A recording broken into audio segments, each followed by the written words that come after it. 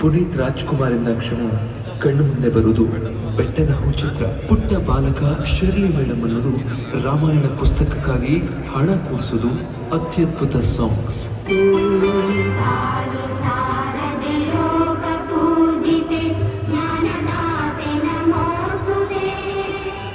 ನಟಿಸಿದ ಮೊದಲ ಚಿತ್ರದಲ್ಲೇ ರಾಷ್ಟ್ರ ಪ್ರಶಸ್ತಿ ಪಡೆದ ಭಾರತೀಯ ಚಿತ್ರರಂಗದ ಏಕೈಕ ನಟ ಅಂದ್ರೆ ಅದು ಪುನೀತ್ ರಾಜ್ಕುಮಾರ್.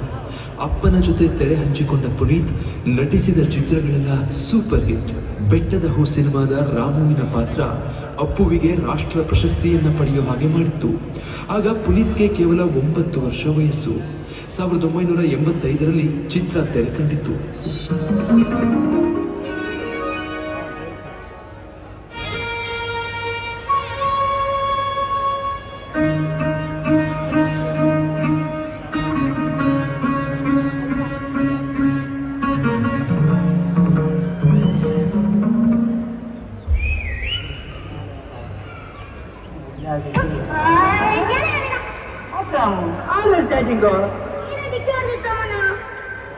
సారీ రాము మణిఘాట్ ಅಂದ್ರೆ ಕೂತ್ಕೊಟ್ಟು ಹಾಡು ಬಿಸ್ತಾನೆ ಅದ್ರ ದುಡ್ಡು ಮಾಡ್ತೀಯಾ?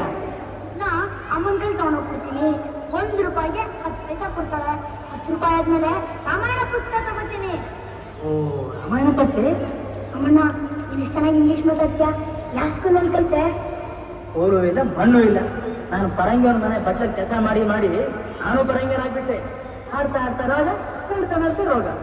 ಇಂಗ್ಲಿಷ್ ಮಾತಾಡ್ತಿದ್ರೆ ತಾನಾಗಿ ಬಂದ್ಬಿಡುತ್ತೆ. ಬಂದೋತನ ಮಾತಾಡೋಕೆ ತಪ್ಪು ಬರದೇನೆ ಮಾತಾಡೋದು. ನೀನು ಈ ಕನ್ನಡದಲ್ಲಿ ಮಾತಾಡ್ಕೊಂಡು ನಾನು ಇಂಗ್ಲಿಷ್ ಹೇಳ್ತಾ ಬರ್ತೀನಿ. ನಾನು ಐ, ನೀನು ಯು, ಕಾಡು, ಫಾರೆಸ್ಟ್, ಬೆಟ್ಟ, ಹೂ, ಫ್ಲವರ್, ಬೆಟ್ಟದ ಹೂ, ಮೌಂಟೇನ್ ಫ್ಲವರ್. ಬಿಸಿಲೇ ಇರಲಿ ಮಳೆ ಬರಲಿ ಕಾಡಲ್ಲಿ ಮೇಡಲ್ಲಿ ಅಲೆ. Sunlight let come, rain let it come, forest mountain I go roaming. Shirley madam ಗಾಗಿ ಕೊಡಲು ಬೆಟ್ಟದ ಹೂವ ತರುವೆ. Oh Shirley madam to giving mountain flower bringing. ಹಣವನ್ನು ಸೇರಿಸಿ ಇಡುವೆ ದಿನವೂ ಎಣಿಸುತ್ತಲಿರುವೆ. ಹಣವನ್ನು ಸೇರಿಸಿ ಇಡುವೆ ದಿನವೂ ಎಣಿಸುತ್ತಲಿರುವೆ. 10 ರೂಪಾಯಿ ಕೂಡಿದರೆ ರಾಮಾಯಣದ ಪುಸ್ತಕ ಕೊಡುವೆ. Very difficult problem. Too many words. Wait 1 minute. Money I will collecting.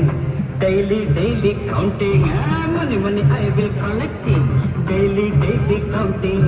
10 rupees after joining Ramayan book purchasing.